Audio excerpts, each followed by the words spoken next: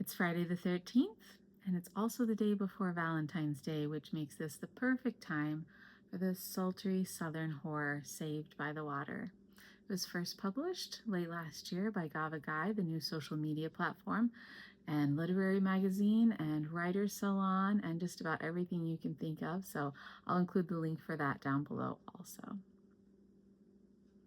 Saved by the Water.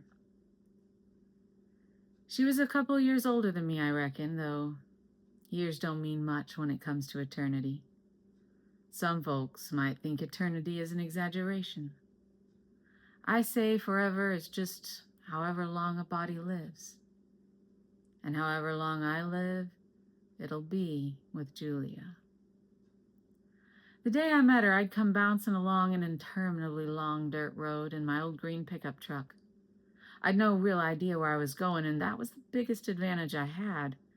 As long as I didn't know where I was headed, nobody else could guess where I might end up. At least, I hoped that held true. Unsurprisingly, the road ended at a lake. Down here, every track you take gets interrupted by some kind of water eventually. My luck still seemed to be holding. This was no rich man's playground with fancy marinas and party boats. I peered through the trees as I slowed down. Between the curtains of Spanish moss and clouds of skeeters, I saw overgrown picnic tables hunched in various positions of despair. Here and there I spotted a moldy trailer that might or might not be inhabited. The road ended at a wooden shack whose worn sign read, "Gas, Snacks, Ice." I decided this must be a game of two lies and a truth. I didn't think a gas truck had made it down this road any time in the last 5 years at least. An igloo-festooned freezer did stand on the porch, but its electric cord was plainly visible and not plugged in. The place looked as abandoned as the camping sites, but the door stood open, and I was hungry enough to give in to hope. My legs were a little wobbly when I jumped out of the truck. Scads of adrenaline plus hours of forced inactivity chasing white lines had taken a toll. I pulled down the bill of my ball cap and shoved my hands in my pockets as I took the porch steps 2 at a time, trying to look nonchalant. I paused inside the threshold, waiting for my eyes to adjust to the dim light. Light there was, at least, real electric light. My stomach growled in celebratory glee as I made out a few poorly stocked shelves with an assortment of chips, candy bars, those little foil pans of popcorn you cook over an open flame, and even a few bags of what had to be the world's stalest marshmallows. I didn't pay much attention to the figure crouched behind the corner, his face mostly obscured by the book he was reading. I've learned if you don't look too closely at other people, they generally don't look too closely at you. "Hey, I offered, as I grabbed an assortment of salt and sugar. "Hello," he threw back in an equally disinterested tone. They might not have ice, but they did have a working cooler inside at least. I grabbed 4, the biggest bottles of Coke I could find, and then grabbed 2 more for good measure. When I unloaded my goods by the register, my attention was drawn to a map taped down on the counter. "This the lake, huh?" "Yep." The other man unfolded unhurriedly, putting down his worn paperback. His skin was brown and his hair was black, but his accent lacked the soft edges mine held. I saw the name tag sewn on his shirt read Hatch. I wondered if I was too cliché if my brain automatically shuffled him into a New Mexico origin story. "You interested in a camping spot?" I hadn't been, but I was now. I looked closer at the faded squiggles on the stained paper. "There's really just one spot on the other side." "No road on that side. You have to boat over. Most people would rather set up over here." "How much a night is a campsite?" $30 on this side. Hooks and waste site and all that. Over there is nothing but a pad and an outhouse, so it's only $10. I chewed my lip. He rang up my junk food extravaganza and waited patiently. "I don't suppose you have anywhere I could park my truck on this side? I know it doesn't look like much, but It's my baby. I'd really like somewhere covered. Somewhere out of sight. He shrugged. Got a garage out back. I need to move some gear, but we could get your truck inside. I had the feeling he wasn't unaccustomed to dealing with folks who didn't want to be found. Uneasily, I considered I might well have driven myself into a meth nest. I hope not. I did not need any extra trouble. What was I thinking? Sure, it was great there was no road to that campsite, but it wasn't like I had a boat in my pocket. Hatch had been watching me shrewdly, and he spoke up now as if he'd been waiting for that problem to occur to me. It's not much, but we have a rowboat if you want to take it over. You might be thinking this all sounds too good to be true, but coming as it did at the end of a long, stupid day precipitated by my own series of stupid decisions, it barely even registered as a mildly surprising piece of good fortune. I do, I said. I do want to take it over. How many nights? I guess I'll start with 2. Make up my mind after that. It didn't look like I'd have any reservations to compete with. That'll be $52.37 then. I dropped the cash in his open hand. He piled my goods into a plastic bag, then pushed it aside as he counted back my change and directed my attention back to the map. The campsite you're looking for is pretty much straight across the lake from here. You can't miss it. There's a little pier with a red flag on it. Make sure you go right there. Don't poke around on any other property. Not that I was interested in doing any hiking, but I was taken aback. Isn't that all campground over there? Oh no. He shook his head emphatically. Just the one spot. The rest is private property. You want to keep clear of that. That's weird. He raised an eyebrow and gestured wordlessly at our surroundings. I grinned. Point taken. Boat's behind the store here. I'll go get stuff shifted in the garage for you while you unload your gear into the boat. He whistled as he locked the cash drawer and walked away without a backward glance, shoving the keys in his pocket as he went. He appeared completely untroubled by any possibility I might rob the place while he was distracted. I guess he was right not to worry, because I didn't take so much as a stick of gum. A faded life vest lay in the bottom of the decidedly unimpressive rowboat. I didn't see any holes in it, though, so I figured I'd be okay. It didn't take me long to throw my rucksack and camping gear, such as it was, down there. I waited about 15 minutes in the fading summer light for Hatch to reappear, watching dragonflies dive over the water and listening to birds broadcasting the day's gossip. I hoped I could make it across before dark. Distances could be deceiving. The garage looked almost as ramshackle as the store, but the door was sturdy and new, and affixed with a massive padlock, which again made me wonder about meth production. I deliberately didn't look too closely at the shadows as I parked the truck and hightailed it out of there. Thanks, I said to Hatch as he snapped shut the lock. I better take off. He nodded. Not much of a talker, that one. Suited me just fine. The dip and pull and lift and dip of the oars was hypnotic, almost meditative in its rhythm. The ache that built in my shoulders felt good, and each draw sent more of the lake disappearing behind me. I marveled again at the emptiness of the water. Sure, the lake was small and definitely didn't have holiday amenities, but you'd think somebody came out here. What about all those people who supposedly own that private property on the other side? There should at least be a fat old white man scratching his belly in a plastic lawn chair somewhere. Hatch's directions proved accurate enough. The little red flag flapped cheerily at me as I rowed up to the pier and tied off my rope. I was silently congratulating myself on making it onto the pier without capsizing when a low voice nearly sent me into the water anyway. Hello there. I spun around so fast I think I pulled 12 muscles. That's when I got my first glimpse of Julia. Even now, I sometimes pull that image out of memory, reimpose it over the cadaver that shares my bed. Not that my beautiful girl is dead.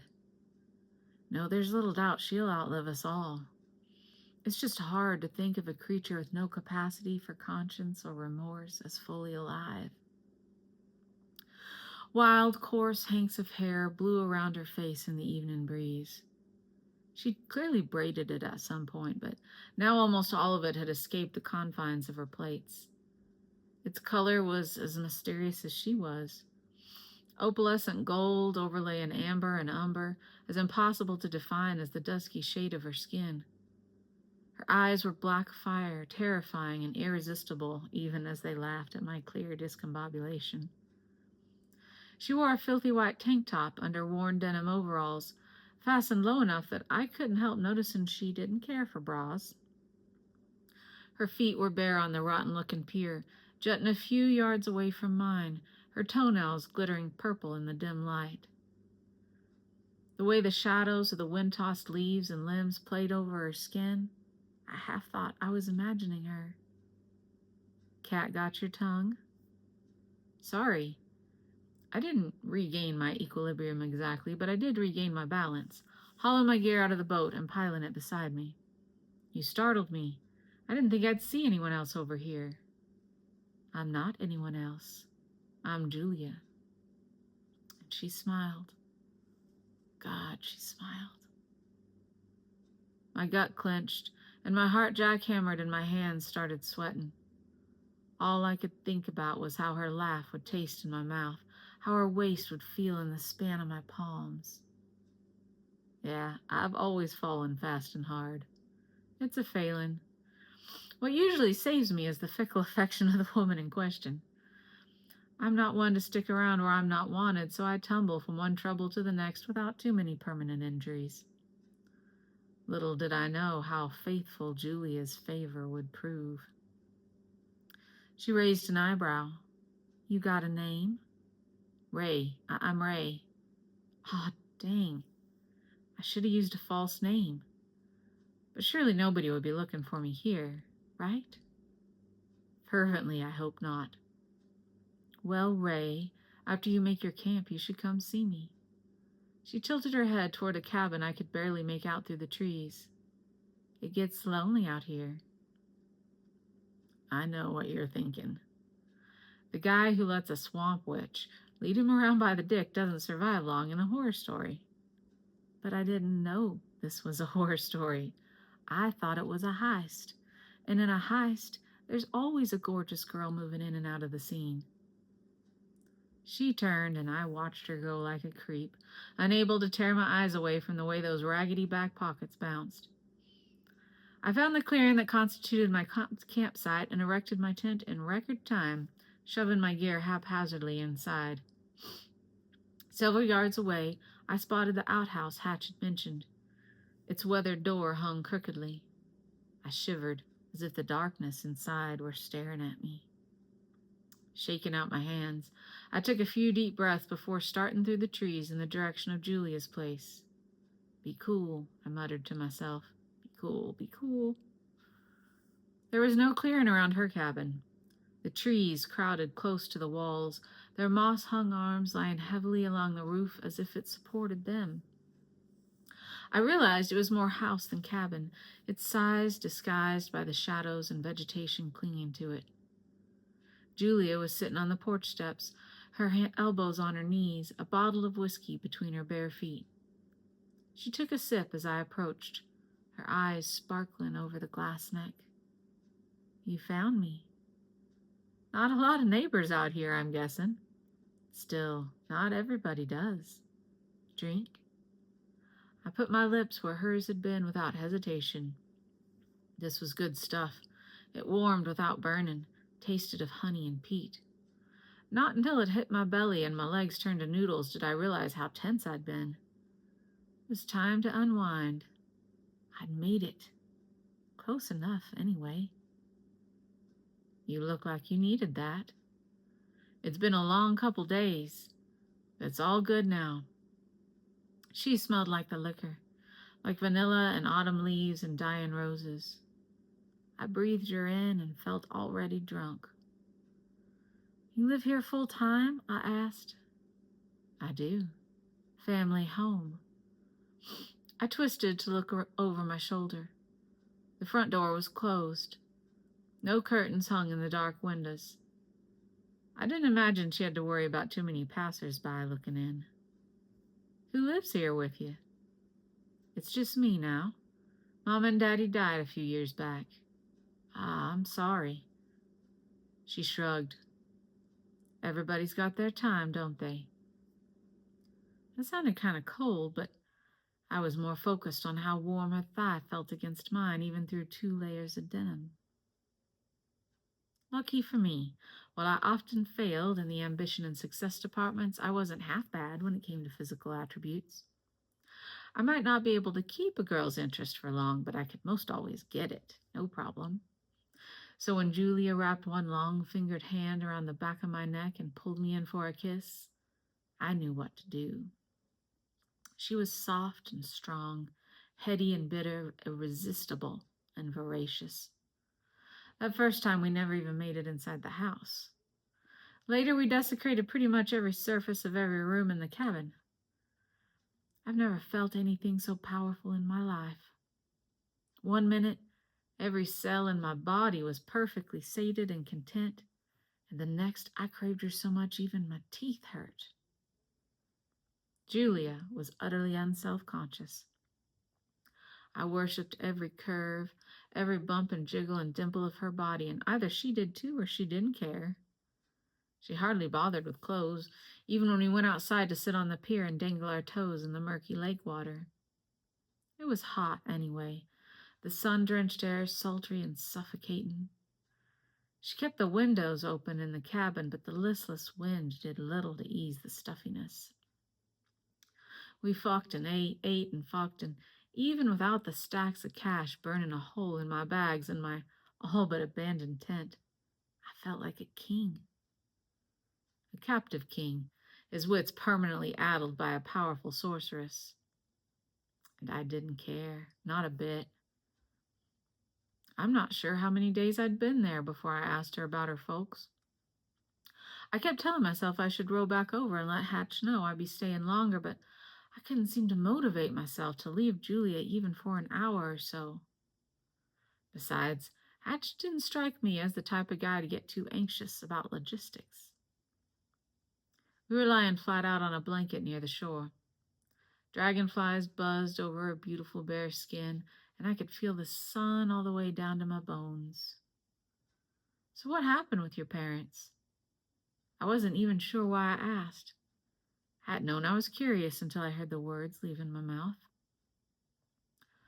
Her laugh was low and melodic. Now that is a story. I ain't got nothing but time. My eyelids were far too heavy to lift. I felt her fingers twine with mine between us. A blade of grass tickled my palm. Daddy wasn't a nice man. 5 little words, but I caught the meaning. There are plenty of not nice men in these parts, men with heavy fists and booted feet and teeth squared off for tearing. I thought of my aunt, with her sunglasses and slings and her pretty pink satin coffin sheets. I thought of the cops with slow draws and tobacco-fat lips and thumbs hooked in their belts. I thought of a little Julia with big eyes and bruised skin. I kept my breathing regular and kept listening. One night I got tired of him not being nice. I told Mama to run, to row across the lake. And she did. She was always good for taking orders. She left you behind? I was fine. I held myself as still as I could. I wanted to push up on my elbow to look her in the face, to drag out all the details, but you gotta listen when someone trusts you like that. Gotta let them say what they can, when they can. So I held still and tried to leave space for whatever words she found. My Julia, though, she has a gift. She can make her own space.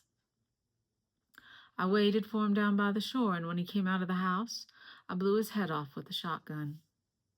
Holy shit. I was not prepared for that. I swallowed, willing myself not to squeeze her hand too hard. Oh, wow. Well, good for you. Yeah, the sheriff pretty much agreed. He didn't want any trouble. She sat up unhurriedly, loosened my hand to wrap her arms around her legs and rest her chin on her knees. Oh, look, somebody's coming. You expecting company? Terror speared through me, cold and bright. I jackknifed up, trying to stay small against the shore while squinting at the distant figure advancing over the water. Not anybody friendly. Maybe it's Hatch? I offered desperately, scrambling into my jeans. Oh no, he wouldn't come over here without me knowing. I didn't waste too much time wondering how that worked. I hadn't even seen her with a cell phone in her hand. Maybe he'd send a message by Pelican, I thought semi-hysterically. I'll be right back, I told her. I gotta do something. Maybe you should put some clothes on. She laughed at me as indulgently as if I were some fuddy-duddy old man, but she did unfold herself and start toward the house, though she wasn't in any hurry. I, on the other hand, nearly wiped out on the damp leaves and moss as I ran through the trees to my neglected little camp. Who could it be? Surely cops had come by motorboat and not some crappy rowboat, but still I felt my throat swelling and fought not to hyperventilate. Had the Landry brothers found me? Likeliest of all, it was Les. This was not good news. Frantically, I looked around. I should have considered this possibility more seriously. I should have been prepared. The money Les and I had stolen was still casually slung in a backpack in the corner of my tent. I could bury it. I could try to hide it in a tree somewhere. Or maybe I should keep it accessible for negotiating. I could just give it to him. What the hell was the matter with me? I hadn't risked life and limb and taken off on the lam to roll over and play dead, had I? But maybe I had. Maybe I just needed to get rid of whoever it was, whatever the cost, and stay here with Julia forever. Insanity. I pulled a rope through the loops of the backpack and dropped it down the creepy outhouse toilet. It was dark enough in there, probably no one would notice the rope knotted around the back of the seat if they even thought to look there. I walked back over to Julia's, bouncing away on the balls of my feet, fingers tapping against my thighs, mind spinning with stupid lies I didn't think I could convince a raccoon to swallow. She waited for me on the porch, her eyes narrowing as I approached.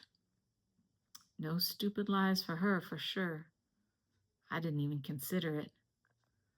From the refuge of the trees, I squinted across the water. Oh, yeah. That was Les. Damn it. I turned back to Julia, my hands up. So here's the deal. I don't got a good story, and I'm definitely not the good guy. That fella in the boat is a buddy of mine named Les. Him and me robbed an illegal marijuana grow, and then I robbed Les. I don't know what reaction I expected, but it sure as hell wasn't for her to double over laughing fit to be tied. That's what she did, though. I stared at her till she straightened up, wiping her streaming eyes and clutching her side. Oh, Ray, not much of a criminal mastermind, are ya? Maybe some guys would have gotten angry at that, but what would be the point? She wasn't wrong. And frankly, I was grateful she could see the humor in what was rapidly becoming a desperate situation. Reluctantly, I grinned back at her. I don't reckon I am. Don't worry, she said. She sashayed over and gave me a kiss that made any coherent thought, anxiety included, impossible. We got ways out here. Unbidden, the image of a man with his head blown off came to mind. They did have ways, didn't they? I wondered what had become of that shotgun. This was probably about to be a primo shotgun situation. I knew Les would be packing. Yeah, you thought I had a gun, didn't you? Maybe pictured me as some kind of desperado who'd boldly outdrawn his partner and fled in a hail of bullets? Absolutely not. I waited till he fell asleep, stoned out of his mind, and snuck off, with no real idea where I was headed or any dark, nefarious motive for the double cross. It was more of a spur-of-the-moment thing. Some of the spur may have come from the fact that Les's stone shut-eye took place in the arms of a girl who'd been in my arms 3 nights before. But even then, I already told you I didn't have much stamina in the relationship department. My spurned feelings were more of a convenient excuse to justify a harebrained impulse. Les ain't no super genius either, though. I'd probably gotten away with it if I hadn't gotten tangled up and slowed down here with Julia. God help me. I saw the moment that thought registered in my mind reflected in her eyes. She glared, though I hadn't said anything. I'm sorry, I said. Uh-huh. Don't you worry.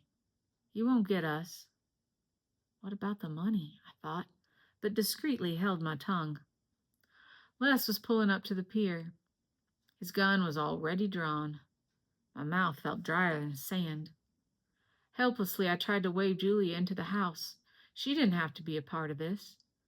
She only tossed me a look brimming with laughter.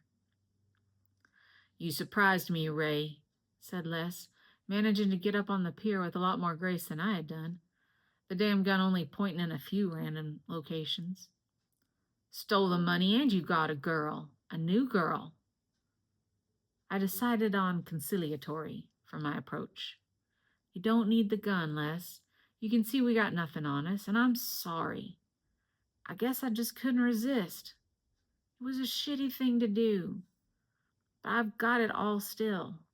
We can split it back up, no problem. No problem? Les laughed, the sound like rusty nails rattling around in a bucket. His red hair stood up gritty and stiff. Some light-colored fuzz competed with his freckles to disrupt his face. I had to look real hard for you, Ray. Not to mention dodging the Landry boys by myself. I don't think a split will do for me now any more than it did you. That was when Julia stepped in. Les, my name's Julia.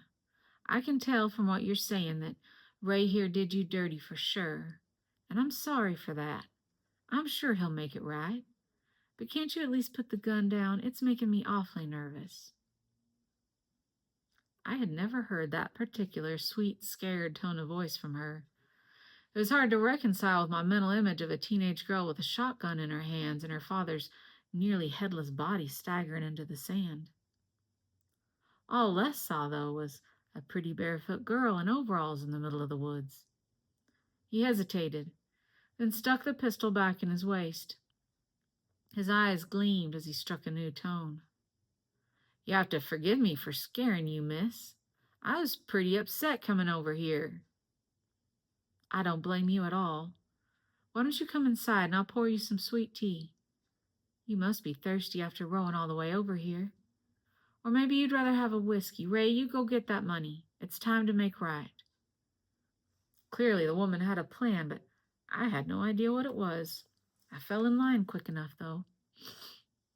I walked back through the trees to my camp, my ears perking to the rising and falling of Julia's voice as she rambled on about God knows what to my former friend. I told myself she could handle herself, that I'd know if she were in trouble, but my whole body thrummed and my hands shook as I hauled up the calves from the outhouse and untied the rope. I couldn't get back over there fast enough. Something dark and cold lit Les's eyes when he saw the bag in my hand. It shouldn't have bothered me. It was the same mean impulse that had led me to nick the stuff in the first place. My belly tightened up anyhow. Would you like a little whiskey in your tea too, Ray? Julia was asking. My gaze fell on the glass by Les's chair, already empty, though tea foam still clung to the ice cubes. I picked up on what she was telling me. Step 1, get less drunk. And knowing Julia, she'd put more than a carefully measured shot in that glass. You bet, I said enthusiastically. Sounds delicious. Want another, Les? Sure, he said absently, tearing into the backpack and sifting through the rubber-banded stacks of filthy bills. It was easier than it should have been, but that's because Les and me, we were dumber than we should have been. At some point in the evening, that bag of money wound up by the front door. Julia fried catfish and kept pouring whiskey and tea, with significantly more whiskey making it into Les's glass every time. That woman has such a consummate sense of timing, she ought to have been a stand-up comedian. Les was lolling, but not nearly asleep, when she meandered out onto the porch and hollered at me. "Oh, Ray, you gotta see this moon. It's big as Jupiter up there." I barely even saw her arm snake back in and snatch up the backpack as I headed out to join her. Her fingers dug into my forearm. "Run," she hissed. Our footsteps sounded thunderous loud on the pier as we pounded toward the two boats tied up at the end. We leapt into one, and Julia wrapped the boat rope from the other around her arm, dropping the backpack into the bottom. I rowed like our lives depended on it. They did, but that second boat slowed us down like nobody's business. I couldn't even fathom what her plan was. Drunk as he was, of course Les had heard us. He'd roused from his stupor and was fast on our heels. It only took him a few seconds to realize we'd taken both boats that had been tied up on the pier. Rowing with all my strength, I watched in horror as he sprinted to the boat tied up on Julia's pier instead. "He's going to catch us," I said. "And he has the gun." Julia grinned, reaching behind her.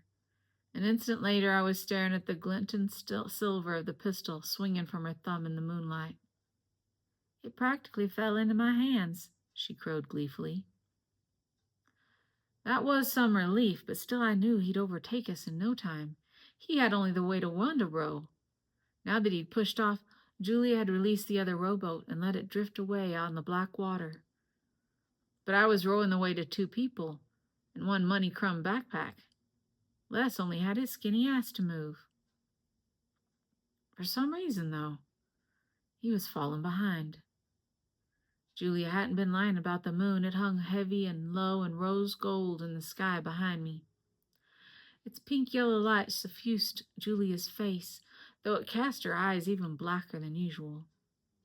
She was radiant in that moment, her whole body alight with what I could only perceive as the fiercest joy.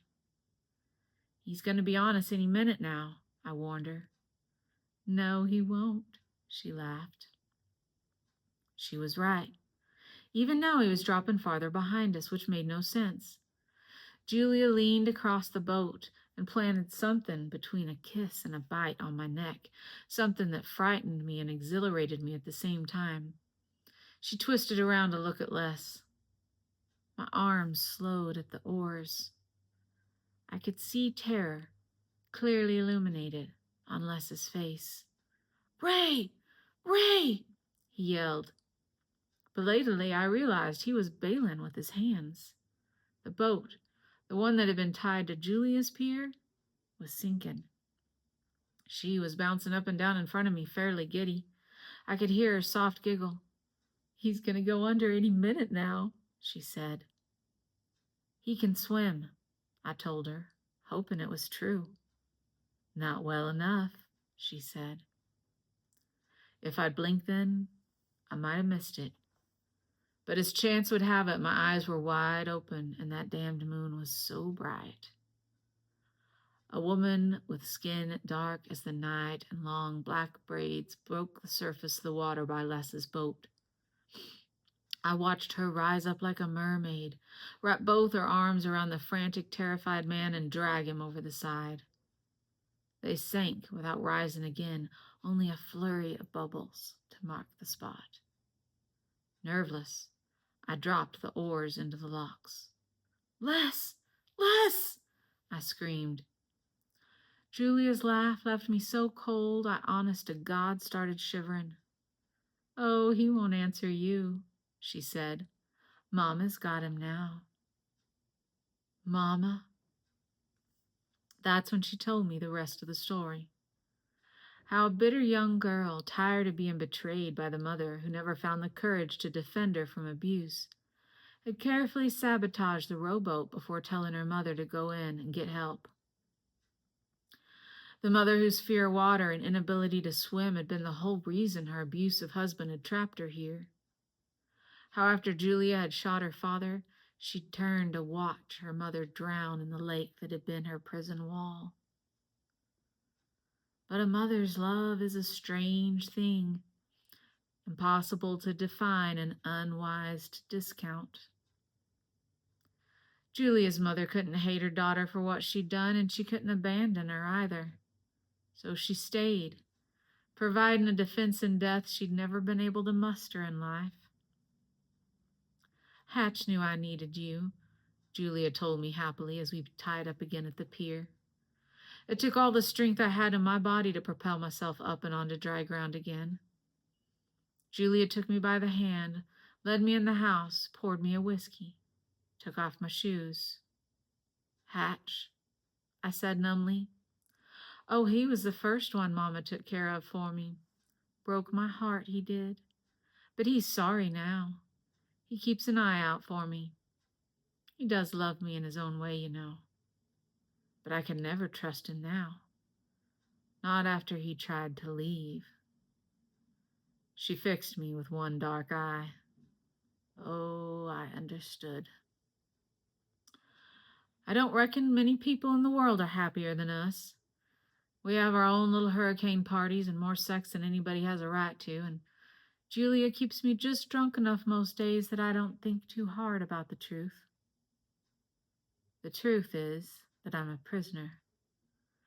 A prisoner of the most beautiful, wild, wonderful, and weird woman I've ever met, and her murdering wraith of a mother. Sometimes, when the Spanish moss sighs in the wind and the moon creeps over her toes as we're lying in bed, I let myself dream of highway lines and exit ramps and mountain peaks and beaches. But then I get up, pour myself another drink, and bury myself in the nape of her neck. Happily ever after, it is. The end.